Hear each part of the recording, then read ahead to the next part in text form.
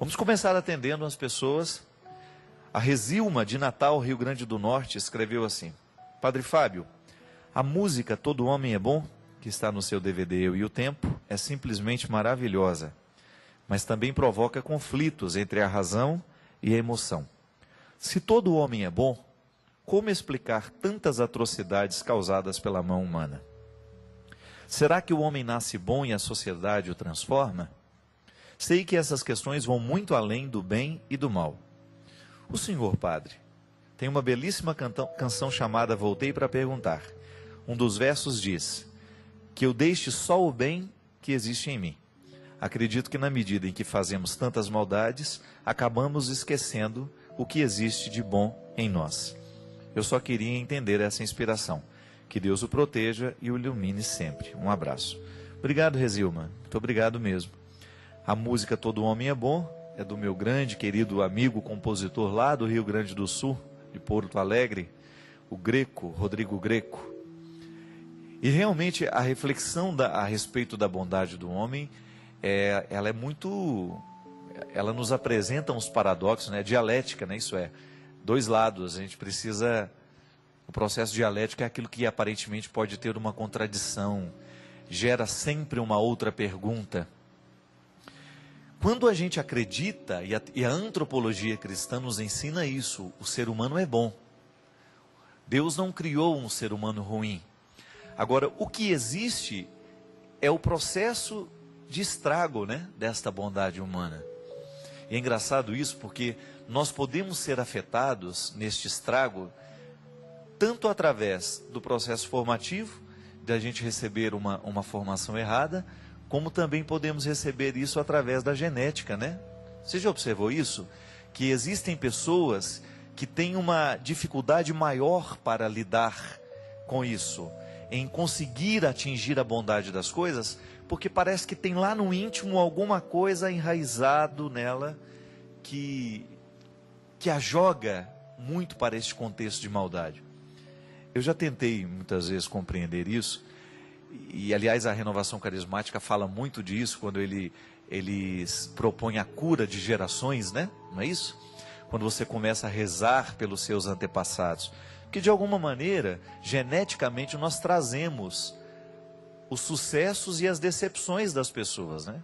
E o que é a chave fundamental para a gente compreender a bondade e a maldade? É o quanto aquele ser humano conseguiu se realizar como pessoa. Eu tenho essa convicção, minha gente.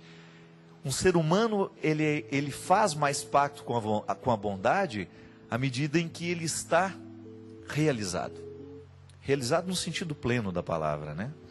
Quando você está articulando bem os seus limites e possibilidades, e você encontra um espaço para a felicidade no meio de tudo isso, para a satisfação de você ser quem você é. Se você tem um ser humano que está satisfeito em ser quem ele é, você tem naturalmente um movimento de bondade. Pode observar isso. Quando você encontra uma pessoa que está realizada na vida, que está bem encontrada naquilo que Deus lhe deu como possibilidades e limites, essa pessoa tem mais possibilidade de fazer bem ao mundo. Ela é mais propensa à bondade. Ao contrário que quando você encontra uma pessoa que não conseguiu se realizar, quando ela tem muitas dificuldades de lidar com ela mesma, ela vai ser mais propensa a fazer a maldade. Isso é muito comum nos nossos dias, né? Aí a gente vai tentar entender a violência, né, no mundo, tentar compreender a violência no nosso país. A gente vê tantas atrocidades, né? No dia do apagão, alguém entrou dentro de um bar lá em Taubaté, na cidade onde a gente vive, e assassinou brutalmente o rapaz que trabalhava ali dentro. Você vê violência o tempo todo, às vezes você esbarra na maldade humana e você fica pensando, meu Deus, como é que a gente pode acreditar que o ser humano é bom, se aquilo que eu vejo do ser humano não me inspira isso? Não é uma concretização da teoria, né? A vida não concretiza a teoria.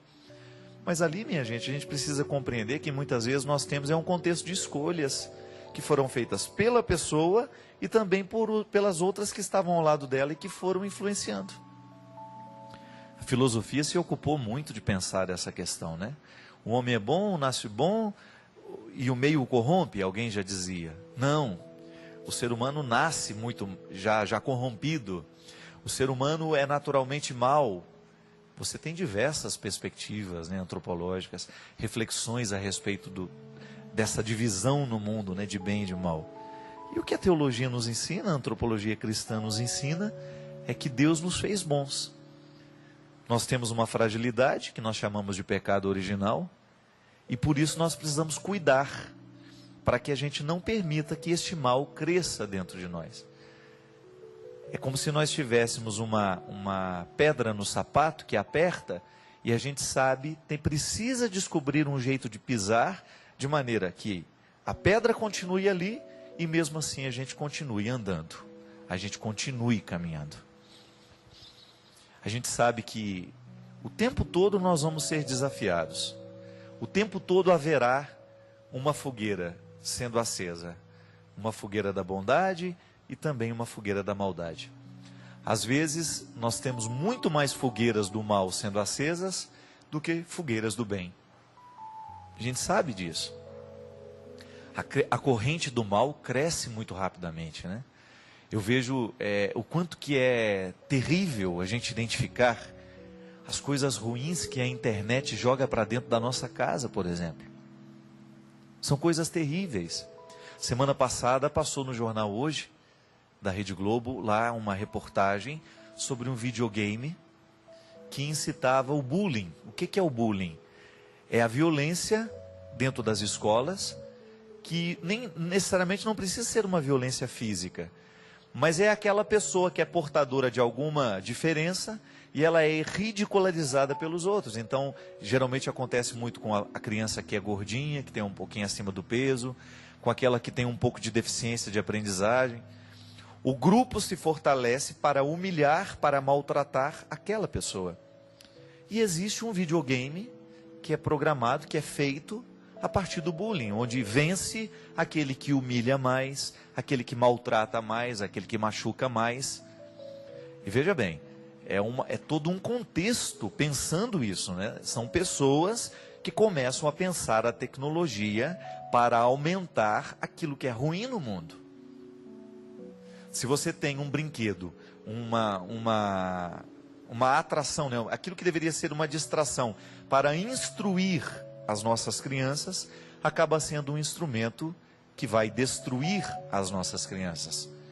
Vamos gerar gente preconceituosa, né? O preconceito, minha gente, é uma das coisas mais terríveis que nós temos na sociedade.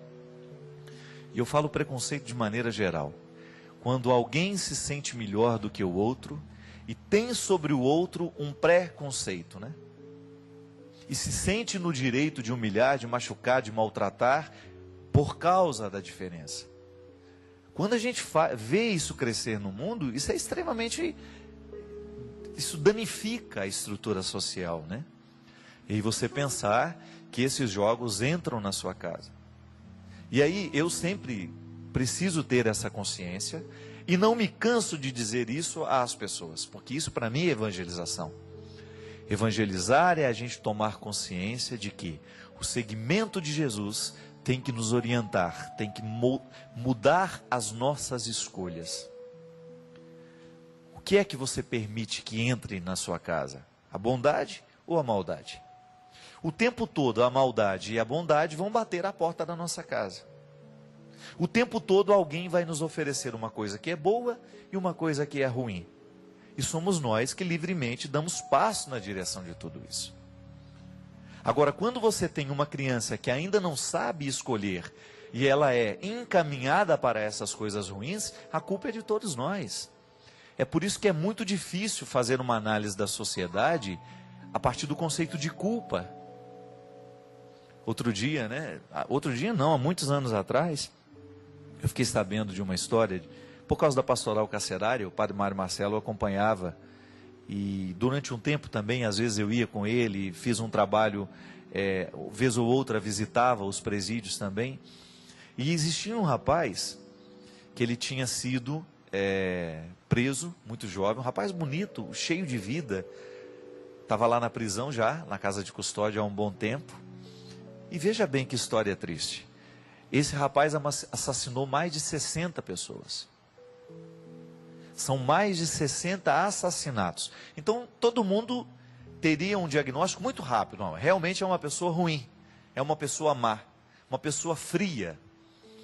E aí o padre Mário Marcelo veio me contar outro dia um pouco da história daquele rapaz e disse assim: esse rapaz, ele era filho de um padre. Só um exemplo, né? Não estou dizendo que os padres são assim, né? Naquela história. Este rapaz era filho de um padre. A mãe dele era funcionária da casa paroquial. O padre engravidou essa moça, a expulsou da casa, não assumiu a criança, desmentiu, disse que o filho não era dele, humilhou aquela moça. Essa moça foi embora, foi jogada fora, né? Teve esse menino, e esse menino cresceu neste estado de abandono. E disse que ele tinha muita vontade de conhecer o pai, até o dia em que ele tomou contato com a realidade dele. Ele era filho de um homem que não o amava, que não o queria. Se eu não me engano, eu posso estar enganado agora, que eu não me recordo muito bem se essa foi a sequência dos acontecimentos. Mas o pai foi o primeiro a ser morto por ele. Ele descobriu onde estava, correu atrás, foi, e desde então tornou-se um assassino. É claro que, gente, que a gente não vai justificar. Ninguém precisa matar o outro para tentar resolver os conflitos que tem. Mas se a gente for ser bem honesto com a questão, quem é o primeiro culpado por tantos assassinatos? Onde é que está a origem do mal que cresceu no coração daquele menino? A desonestidade daquele homem que não foi capaz de reconhecer o erro que cometeu, que não foi capaz de reconhecer a paternidade, que não foi capaz de dar ao menino a oportunidade de saber quem era o seu pai, negou o afeto. Minha gente, quantas vezes na vida nós vemos assim? Quantas vezes nós encontramos adolescentes perdidos nas drogas, perdidos na prostituição, perdidos no tráfico, perdidos na preguiça, como encontrei uma senhora me contando dentro do avião essa semana. Ela falou: padre, o senhor fala tanto de jovens que estão perdidos nas drogas, na prostituição socializada, no tráfico. O senhor precisa falar também dos jovens que estão perdidos na preguiça, os que não têm vontade de viver, os que não estão nem aí para nada, não têm vício nenhum, mas também não têm vontade de viver, não fazem esforço de superarem as próprias dificuldades. Essa juventude, você pega aí, essa gente que está dando tão errado na vida, essa gente que está batendo tanto a cabeça nos escuros da vida, vai começar a ver a história de cada um e tenta compreender onde é que começou a dar errado aquela história. Lembro mais uma vez da minha professora de psicologia da UD, lá de Brusque, Santa Catarina, quando aquela mulher disse uma frase para mim que nunca mais na minha vida eu vou esquecer. Me humanizou muito. Ela disse: nesta vida não existe ser humano incoerente, porque todo mundo age de acordo com a história que recebeu. Todo mundo está contextualizado. E aí às vezes eu fico pensando nisso. Nós temos a manchete: rapaz mata não sei quantas pessoas, a chacina não sei aonde, rapaz baleou não sei quem. Tudo bem, nós temos o estouro de uma notícia. Nós temos a primeira cara da violência. Mas e aí se a gente faz um recuo histórico, a gente chegar às razões que geram esta violência? São muitos os culpados. E o duro é quando a gente descobre que a gente também tem culpa no fracasso dos nossos filhos, dos nossos vizinhos, dos nossos parentes. Por quê? Porque nem sempre a gente está comprometido com o processo da pessoa. Nem sempre nós estamos comprometidos em fazer a coisa do jeito certo. Gente, e a vida cobra, não adianta. A vida cobra. Tem aquele ditado, né? Deus perdoa sempre, o homem às vezes, mas a vida nunca. Se a gente escolhe errado hoje, mais cedo ou mais tarde, essa vida vai cobrar a escolha que nós fizemos. Isso é inevitável. E nós precisamos ter muito cuidado, porque senão nós vamos comprometendo essa verdade teológica de que o homem é bom. Por quê? porque nós vamos corrompendo o nosso coração e nós vamos corrompendo o coração de quem está do nosso lado. A gente corrompe a nossa casa quando a gente escolhe errado, a gente corrompe a vida dos nossos filhos quando nós não somos capazes de dar o exemplo que eles precisam de nós. Quando nós não somos capazes de ser aquela presença forte na vida de uma criança, ser determinante através do afeto, coloque isso no seu coração. A maior autoridade que você pode ter em relação aos seus filhos, ela tem que ser afetiva antes de qualquer coisa. Você precisa ter acesso ao seu filho para que a sua palavra tenha poder diante dele. Não adianta nada você dizer para ele: meu filho, não fume porque o cigarro faz mal, se ele vê você acendendo o cigarro toda hora. Não adianta nada você dizer para ele que a fidelidade é um valor, se você não é fiel à família que você assumiu. Não adianta nada você dizer que o álcool destrói, que o álcool machuca, que o álcool mata as pessoas, se você continua bebendo, né? E você traz isso para eles. É o exemplo, é a vida falando mais forte que as palavras.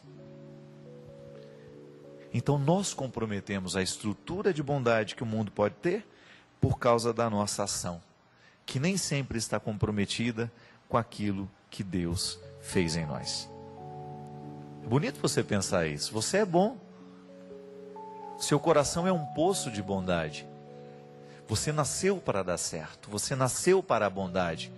Só que você não vai dar certo, você não vai ser bom, se ao longo da sua vida você fizer, livremente ou não, se você fizer a escolha daquilo que não é bom. Se você fizer parceria com a maldade, se você trouxer para dentro da sua casa, para dentro do seu coração, as estruturas que não são boas.